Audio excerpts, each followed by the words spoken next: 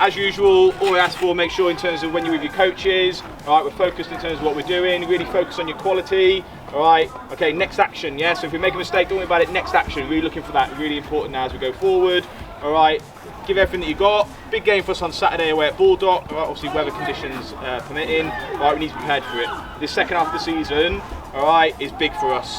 Okay, and we'll talk about it at the end of the session in terms of some objectives that we've got for that. All right, so head over to Rich now. Okay, let's get going. Warm up, boys. It's a sprint all the way to the end. Walk on your way back. The next one's go when they turn here. Off you go. So just a gentle jog, change direction, increase the speed. Now it's a sprint. Good. Let's go. Good. And then walk on your way back. You've got 3 sets each, and then you're done. Try and keep that speed. You want to go full speed towards that last coast. Good. Try and keep that speed.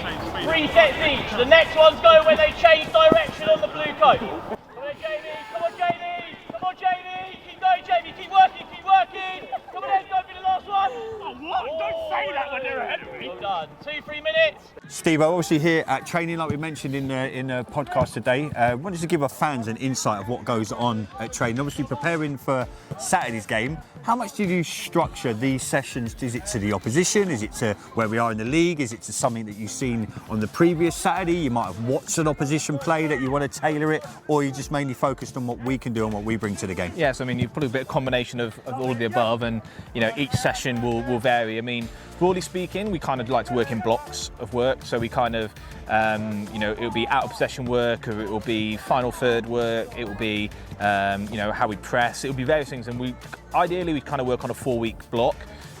Because I think that we try and start like session 1 in that block will be kind of embedding some of the ideas and maybe some of the technical aspects towards that. Then we start building in some game scenarios around that, and then what that looks like, actually some adaptations that you might make depending on what type of team you're playing, what sort of system. So broadly speaking, we like to work towards that. We're fortunate that we get 2 hours to be able to train on a Thursday, and we have an hour on a Tuesday night as well. So we're able to kind of then tweak things a little bit. So we might have something very specific against an opposition that we want to look at. It might be something in terms of how we're playing, like that we want to maybe change our focus on a little bit in terms of the weekend. It might be something that we've seen in a previous game recently that we feel like we need to adapt to. But we like to try and keep within that kind of 4-week block because it allows us to kind of see the development of the players through that period of time. It gives the players kind of a clear identity, and they kind of understand actually what we want to do, because we're still, from my perspective, quite early in our development, right? And so, trying to embed those styles of play that we spoke about, those principles that we've got in terms of what we do, that takes time, and we don't have the luxury of being able to work on something every day, but we do get a lot of coaching time with these boys now to be able to work on that. So it's a bit of an amalgamation of all of it, but we like to try and stay to that philosophy as much as possible. What do you think the main focus is on a training session? Like you say, we only get 2 hours. Is there something specifically that you want to focus on every training session to make sure we get our message across? Yeah. I know we've got our points that we live and die by. You've got the mantra that goes through the club, but is there something specific every week that you have to make sure we get in? Like we mentioned on today's show, pattern of play, and we've got an identity now. How important is it to you that that's structured into every training session that we do? Yeah, I mean, I think that those kind of behaviours that are things that we want to see a lot of. And so, you'll hear me at the start of every session, really focusing the boys in terms of their attitude and application that they take towards it. So that's always there. There'll always be an element of technical work that we do with the lads. So kind of what you're seeing behind you now, at the start of each session, we normally break off into 2 groups, get a lot of ball work with the boys, because, we can still work on honing those skills. We've got a lot of young players, and actually developing the technical side of the game is really important for us. So that's always there. But then ideally in the terms of an actual session, we try not to have too many ideas in one session, because it's confusing. You don't get a chance to see the progression on it. You don't get the lads to focus. You're trying to ask them to focus on 4 or 5 different things. You're not necessarily going to see the improvement that you want to with that. So generally each session will have a single kind of focus in terms of the main body and the main kind of objective from the session, but embedded in that there's obviously all the extras that we get in terms of some of the technical work that we do, and all those kind of like I guess non-negotiable behaviours, and we're always trying to embed those. We're always trying to work on them, but we try and have a single focus really for each session. Yeah, I mean, if I move to the side here, we could just see and give like the fans a little insight. What's going on? What would you, if you had to explain to the fans what you're trying to get out of this specific drill here? Yeah, so I mean, like just in terms of this now, this is we've got 2 sessions that are going on right now, and this is a pose. So we've got them actually doing the ball work under some pressure. They're actually, they've got some oppose. There's some pressure on them from the opposition, and it's actually looking about building and retaining, right? So you can see here that really what they're trying to do is work the ball from across the pitch, through their team. But then, so the yellows are obviously playing against the blues in here. Over on the top end, and you'll see Rich is working on some of the technical aspects of it. So he's actually looking at, okay, actually what's our body position when we're receiving the ball? What's the weight of pass look like? So you're working on the technical aspects of the skill, but then you're also trying to embed it in a more tactical approach and actually how it relates into a game scenario. And, we try and get as much competition in these parts of it as well. So you're really trying to focus on the boys in terms of wanting to win every aspect of it. So yeah, like I say, we're really then trying to make sure that we've got the right skill, but then we're putting it in an environment where the lads are under pressure in terms of performing. Nice one, Steve. I'll catch up with you in a bit.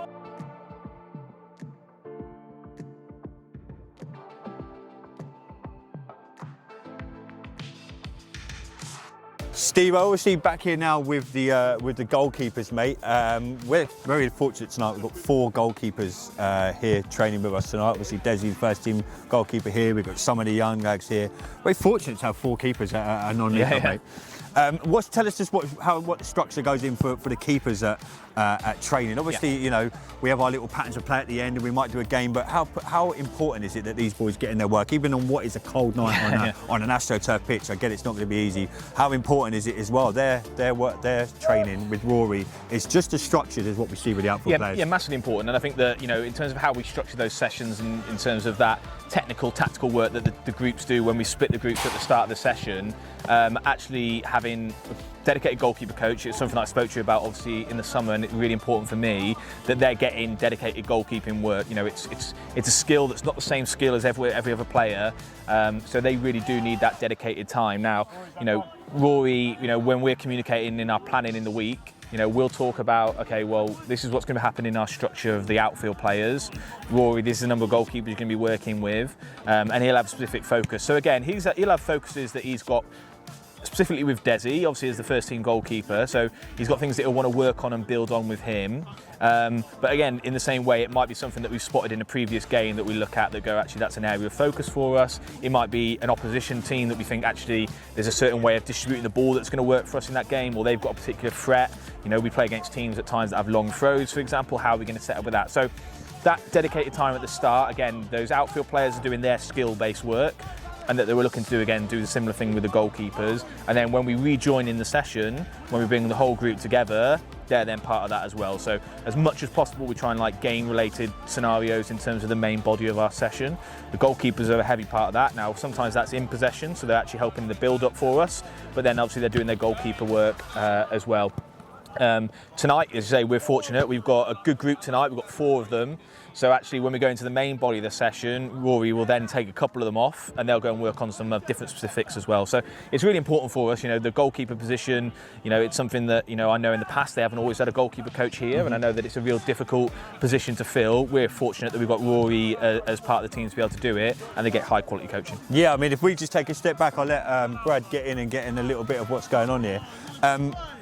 With goalkeepers, how training potentially could be even more important, because outfield players as a sub, you're probably going to get on at some stage throughout the season.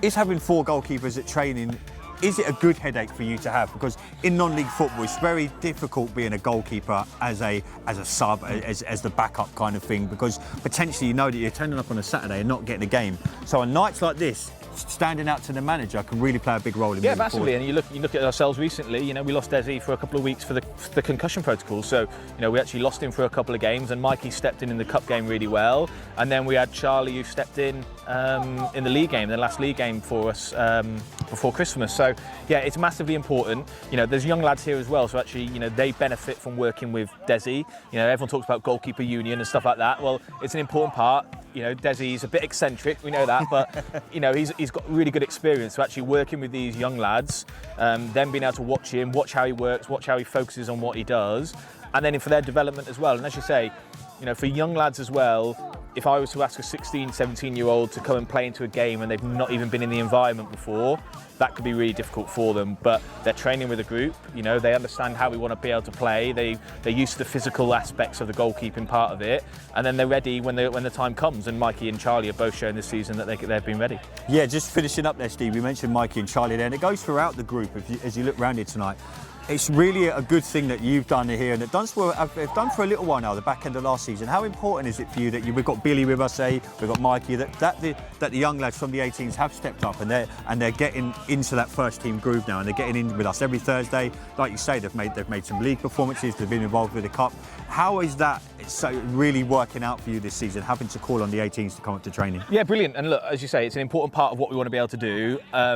They have to be ready. You know, it's not the case where, you know, I've been and watched plenty of the games this season for the 18s and watched them since the start of the season, and so I don't really want to bring them up until they're ready to be able to come and step up. But actually, when they do, it's then actually putting them in the environment, testing them, and just seeing the areas that they need to work on to try and make the step up. And as you say, we've had Alfie, you know, Jack Norman's been training with us recently. He's had a really good season for the under 18s as well. So it's a massive part of it. It has to be done in the right balance. It's great having those players that you can bring in, and yeah, look, you know, what you're looking for is that you're looking for these younger lads to watch the players that are going to play in their similar position, to learn from them, to get those little bits of experience from those guys, and yeah, look, it's about creating a good environment for them as well, that they feel like they're benefiting from it, that they're being challenged, and that you want something they can aspire to. You know, I want all of those players that are in that under 18s group to aspire to want to be part of the first team squad. I think that's really important for us, and yeah, look, you know, we'll continue to give chances to those guys, you know, based on merit, you know, based on their performances for the 18s.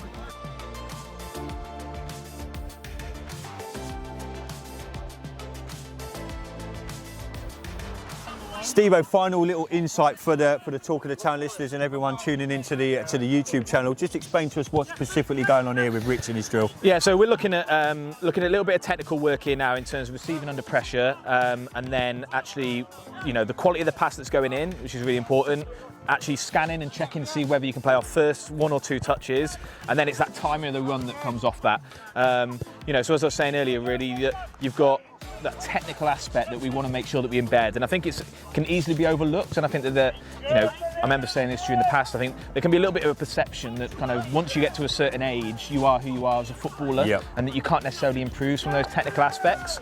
I don't subscribe to that, you know. So I think that this type of work, there's always these learning opportunities that then they're able to take into the other work that we do. And some of the lads really need it, you know, and you know, it might be the only bit of football they do in the week. And so actually refining those technical skills, it's also really good for us to have work that's non-contact. So you can look at like Malik here now, and we've got Kyle in this group. I think Cody's around somewhere as well, who, you know, aren't able to join into the main contact session in the group. So from that perspective, they can actually do some technical work, be part of the group as they're going forward. And then at that stage, you know, we're able to kind of nurture them back into the group at that point. Like you say, you mentioned Davo and Malik there. Obviously, is this perfect for lads coming back with injury? You know, Davo and Malik been out for probably over a year now. This is like the first time they've actually joined in with non-contact training. Obviously, we've got a great physio team here. Really got them back. It's great to get them back on the pitch. How important is this kind of session for them? Yeah, it's really important, and I think that, as you say, you know, even more so for them actually, that they've not kicked football, you know, yep, for a long time. Now they can go and do individual bits of work, and they do that as part of their recovery. But as they come into the group sessions and the technical work here, it just kind of ramps up the speed, yep, ramps up the pressure on it a little bit. You know, and that's for recovering players. What it also allows us to do actually is for new players, for us to be able to take a look at. You know, we're able to, as you know, we've got a couple of people here today that might be trialists, and we've got one lad in particular. You know, actually being able to get them in this group, they're going to get lots of touches on the ball. You know, we can look at their technical aspects and their qualities that they've got, and that actually that the rest of the group can see them, and they can see like what foot they are. All those little bits of detail that we try and focus on. A session like this and this technical work allows them to do that. And I think that, as I said, you can't really put enough time into this type of work. Yeah, just last one, Steve. I appreciate it. You're busy. How much of a percentage-wise do you put on what you see on the training field to what you see on a Saturday? I think a lot of people that are watching this or listening to this, they turn up on a Saturday, they see what we do. But for us, you know, we're at Tuesdays, we're at Thursdays. You go out and watch games during the week. How much of a percentage goes on tonight? Because it used to be back in the day, like we said, you used to turn up places, you used to have a game, and that was the training. What percentage do you put on a training session to what you would from a player on a Saturday? Yeah, I mean, it's difficult to, I'd say, put a percentage on it, but I can tell you that it's very significant in terms of what we do, and it's everything. You know, it's you know, there's physical condition that we'll look at in terms of the training. So you're really looking at, okay, how fit are they looking a lot of the time? You know, how well are they moving? If they're coming back from injury, again, you're looking at those types of things. I'm looking for the quality. You know, and I think that's an important part as well. And then I'm really looking for actually where's their application. You know, where's their mindset, where their attitude in terms of the game. And you know, by really putting that focus on the training and really emphasising the importance of it, you know, you're challenging these boys every session. And yeah, look, it tells us a lot. And I think that, you know, training is a really important part in that selection process. As you say, previous games, the opposition that we're coming up against, attitude, you know, arrival times, preparation, all those things play into the decision, but training is really important. And so, you know, we're really fortunate, and I'm really grateful for the players on that basis. You know, we have a really good turnout of training every week. You know, sometimes, okay, around Christmas time stuff, you might be down 16, 17, but regularly we're kind of 20, 21, 22, which is great. It allows us to do all the things that we need to be able to do. It allows us to get the right game scenarios prepared. And then, yeah, look, I have a mantra, and I try and get to the boys, which is, I want our best players training against our best players, right? And I want my left back challenging up against my right midfielder, and I want them pushing against each other, because I think that gives them the best preparation for the weekend. Steve, I really appreciate your time, mate. I'll let you get back to work, but thanks for giving the people on YouTube just a little insight to what goes on. Thanks mate. Cheers, mate.